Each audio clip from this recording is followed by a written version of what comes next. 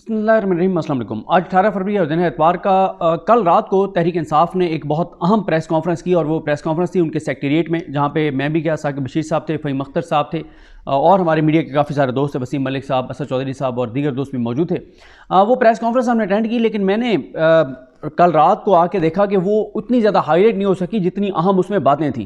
क्योंकि देखें, जो तहरीक इंसाफ को एक आप समझें कि गैबी मदद मिली है, जो कमिश्नर रावलपिंडी के इंकशाफात, इतराफ़ात और जिस तरह से उन्होंने दबंग गुफ्तगू की है, उसके बाद तहरीक इंसाफ का यही बनता था जो कल रात उन्होंने किया है। तहरीक इंसाफ के रावलपिंडी डिवीजन के MNAs ने कल रात को एक अहम प्रेस कॉन्फ्रेंस की है और उस प्रेस कॉन्फ्रेंस में अगर आप उस प्रेस कॉन्फ्रेंस को पूरा सुने तो वो वाज़ेह है कि PTI पलट कर वार कर रही है, PTI अपने मैंडेट पर पहरा दे रही है और कल का दिन बहुत इंपॉर्टेंट होने जा रहा है। कल सोमवार का दिन, कल सोमवार के दिन 2 शराए दस्तूर की इमारतें निशाने पर होंगी, एक सुप्रीम कोर्ट, एक इलेक्शन कमीशन ऑफ पाकिस्तान। निशाने पे खुदा न खासा वो नहीं है जैसे दहशतगर्दों के निशाने पे कोई इमारत होती है, PTI के निशाने पर होगी। दोनों जगह तहरीक इंसाफ के लोग जाएंगे, सुप्रीम कोर्ट भी जाएंगे, इलेक्शन कमीशन भी जाएंगे। सुप्रीम कोर्ट में कल आपको पता ही है कि केस लगा हुआ है जिसमें ये कहा गया है कि इलेक्शन को जो है वो कलअदम कर दिया जाए।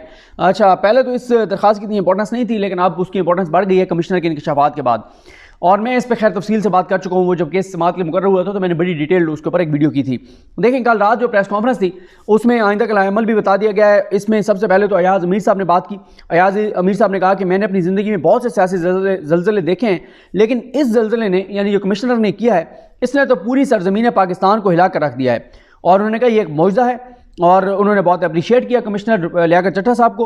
और उन्होंने कहा कि ये रावलपिंडी डिवीजन के सीनियर तरीन ब्यूरोक्रेट हैं और उन्होंने कहा कि उनकी प्रेस कॉन्फ्रेंस से वाज़ेह हो गया कि किसी ने कसम खा रखी थी कि रावलपिंडी डिवीजन में किसी एक भी PTI के MNA को नहीं जीतने देना। ये बात दुरुस्त है। हमारे दोस्त असनाद मलिक साहब का भी ये ख्याल है कि ये एरिया जो है एक ख़ास वजह से, कि ये एरिया आपको पता ही है, ये मारूफ है ये एरिया, और इसको इस पूरी पट्टी को, ये रावलपिंडी डिवीजन, फिर साथ ये पोटवार और ये सारा चकवाल झेलम तक, यहाँ से इस एरिया को ख़ास तौर पे टारगेट किया गया एक ख़ास मैसेज देने के लिए कि यहाँ के लोगों ने तहरीक इंसाफ को जो है वो मुस्तरद किया है, क्योंकि इस इलाके की बहरहाल एक बहुत इंपॉर्टेंस है। तो अब ये तय किया हुआ था, तो ये उन्होंने कहा। उसके बाद उन्होंने नून लीग के रद्दमल पर कहा कि बैंक करप्ट लीग जो है, इसका जो रद्दमल था वो बड़ा भोंडा था। क्योंकि देखिए, मरियम औरंगज़ेब साहबा कह रही हैं कि कमिश्नर के खिलाफ तहकीकात करो, लियाकत चट्टा के खिलाफ। वो ये नहीं कह रही कि उसके इल्ज़ामात के ऊपर तहकीकात करो। एक चैनल ने चला दिया तो उन्होंने उस चैनल को डांटा, कहा कि मैंने ये नहीं कहा कि उसके इल्ज़ामात की तहकीकात करो, बल्कि मैंने कहा कि इसकी तहकीकात करो। अब मुझे आप एक बात बताएं, अगर मेरे ऊपर एक इल्ज़ाम लगता है कि मैंने चोरी की है, मैंने डकैती किया, मैंने लूट मार किया, मेरा पहला रद्दमल क्या होगा? मैं कहूँगा, जनाब ये मेरे ऊपर चोरी का इल्ज़ाम लगाने वालों, या मेरे ऊपर इल्ज़ाम लगते हैं कि मैंने किसी जमात से, किसी एजेंसी से, किसी हुकूमत से डायरेक्ट या इनडायरेक्ट पैसे लिए, मेरे ऊपर ये इल्ज़ाम लगता है कि मैं अगर किसी को सपोर्ट कर रहा हूँ या किसी के ऊपर तनकीद कर रहा हूँ तो मैं पैसे लेके कर रहा हूँ, मेरे ऊपर इल्ज़ाम लगता है। मैं क्या करूँगा? अगर मैंने लिए तो मैं कहूँगा ये बंदा ही बड़ा घटिया जो इल्ज़ाम लगा रहा है। लेकिन अगर मैंने नहीं लिए, मैं क्या कहूँगा? मैं कहूँगा जनाब आप आगे आएँ, आप बताएं आप किससे कमीशन बनवाना चाहते हैं, आप किससे इंक्वायरी करवाना चाहते हैं। नाम लें, 20 बंदों के लें, 30 बंदों के लें, दूध का दूध पानी का पानी होना चाहिए। आए वो 30 बंदे मेरी इंक्वायरी करें, मैं हाजिर हूं, मुझे कोई मसला नहीं है। यहां पे भी ये मसला है। नून लीग क्यों नहीं कहती कि जनाब तहकीकात करवा लें कि यहां धांधली हुई है या नहीं हुई? क्यों नून लीग भाग रही है? क्यों वो कमिश्नर साहब पे अटैक कर रही है? और अब याद आया आमिर मीर साहब को कि वो जो निगरान वज़ीर इत्तलात हैं, कि ये इनका साइकोलॉजिकल मसला है। लियाकत चट्टा साहब का साइकोलॉजिकल प्रॉब्लम उनका नहीं है, साइकोलॉजिकल प्रॉब्लम आप लोगों का है। और पाकिस्तान बहुत बदल गया है, चीज़ें बदल गई हैं। आज लियाकत चट्टा साहब को पूरे पाकिस्तान में जो उनको इज्जत मिल रही है, जो एहतराम मिल रहा है, जितने लोग उनके बारे में जो उनकी तारीफ़ कर रहे हैं, और जो जिन्होंने प्रेस कॉन्फ्रेंस की और कि कोई धांधली हमने नहीं की, उनके भी देख लें कि उनका क्या इज़्ज़त, मकाम, मर्तबा, या क्या उनका लोगों के जज्बात उनके बारे में क्या हैं। तो ये है मामला। और उनकी अब तो तस्वीरें आ गई हैं। DC चकवाल जो हैं, चकवाल साहिबा, उनका वहाँ पे उनके ट्विटर अकाउंट के ऊपर आ गया है कि इन्होंने विज़िट किया था कमिश्नर साहब ने, और ये तमाम ROs, DROs, ये ब्यूरोक्रेट्स जो है, ये सारे कमिश्नर्स अपने अपने डिवीजन के कमिश्नर्स के अंडर थे। और मैं आपको बता रहा हूँ कि तमाम कमिश्नर्स पंजाब के, उनको ऑर्डर दिया गया था, उन्होंने नून लीग के एक एक उम्मीदवार से मीटिंग की, और वो हर डिस्ट्रिक्ट में गए कमिश्नर्स, उन्होंने एक एक नून लीग के उम्मीदवार के साथ मीटिंग की। सर क्या चाहिए बताएं, क्या करना है, कैसे करना है, कोई मदद, कोई ब्यूरोक्रेट आपसे तामुन ना करो, ये सारी चीज़ें की गई हैं नून लीग के लिए। और ये बहुत कुछ जो है वो सामने आएगा। उसके बाद उन्होंने यही कहा कि ये पाकिस्तान की उन्होंने कहा पाकिस्तान की तारीख में पहली मरतबा हुआ है, कभी पाकिस्तान की तारीख में नहीं हुआ। पाकिस्तान की तारीख में ये होता रहा है कि जाली ठप्पे लगा दो, वोट मुस्तरद कर दो, डब्बे भर दो, डब्बे उठा के ले जाओ, सारा कुछ होता रहा है पाकिस्तान की तारीख में। ये कभी नहीं हुआ पाकिस्तान की तारीख में कि प्रिजाइडिंग ऑफिसर्स अभी रिजल्ट लाए नहीं है और आरओज ने हल्के का नतीजा जो है वो अनाउंस कर दिया है। ये इस हवाले से नबील अनवर ढक्कू साहब ने खासतौर पर चकवाल का बड़ा खूबसूरत लिखा था, जिसको साकिब बशीर साहब ने शेयर किया था कि प्रिजाइडिंग ऑफिसर्स अभी सड़क पर थे, उनको वहाँ पे कहा गया कॉन्वॉय बनेगा, इकट्ठे आप जाएंगे, और सारों को वहाँ इकट्ठा किया गया।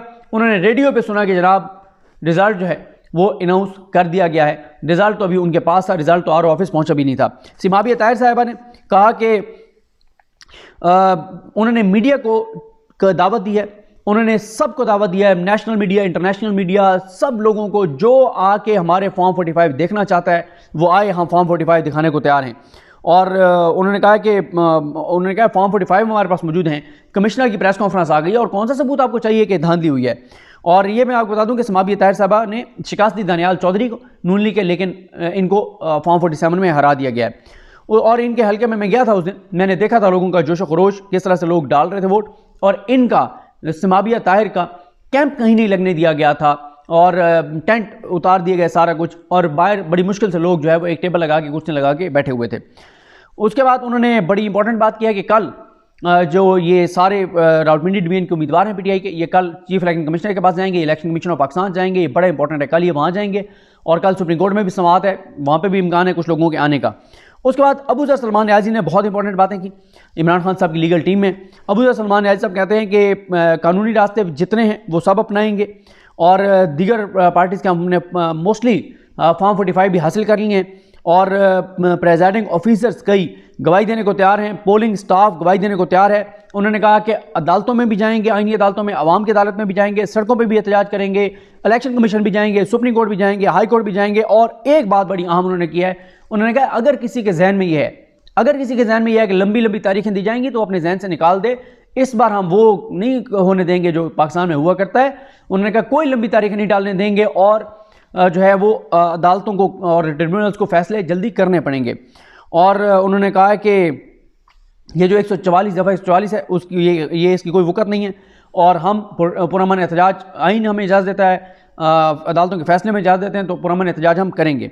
अयाज ज़मीर साहब ने जो है वो ये कहा है कि इलेक्शन कमीशन एक काम करे, इलेक्शन कमीशन अपने फॉर्म 45 अपने सामने रखे, हम भी अपने फॉर्म 45 लाते हैं, पूरे मीडिया को इनवाइट करें, लाइव चैनल्स के ऊपर दिखाएं, गिन लें फॉर्म 45। ये भी बड़ा चैलेंज है। जिसके दिल में चोर नहीं होता, जो जीता हुआ होता है वो ऐसे बात कर रहा होता है, और जिसके दिल में चोर होता है, जो धांधली से जीता हुआ होता है, उसकी शक्ल उस तरह की होती है जैसे ये रात ये DROs की थी या जिस तरह से तारिक फजल चौधरी की थी।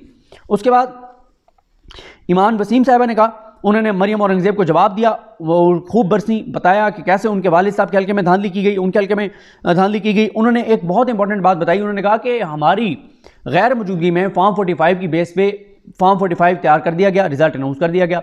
हम इलेक्शन कमीशन गए, इलेक्शन कमीशन ने हमें कहा कि RO के पास जाएँ, हम RO के पास गए, RO चला गया, फिर हम अगले दिन RO के पास गए, उसने हमें DRO के पास भेज दिया, DRO के पास गए, अगले दिन गए DRO का दफ्तर बंद। उन्होंने कहा फिर हम इलेक्शन कमीशन चले गए हैं कि इलेक्शन कमीशन को बताएं कि ये तुम्हारी औकात है कि तुमने हमें RO के पास भेजा था, वो में नहीं मिला, वो मिला तो उसने DRO के पास भेजा, वो मिला, उसने अगले दिन का कहा तो अगले दिन वो भाग गया, ये औकात है आपकी।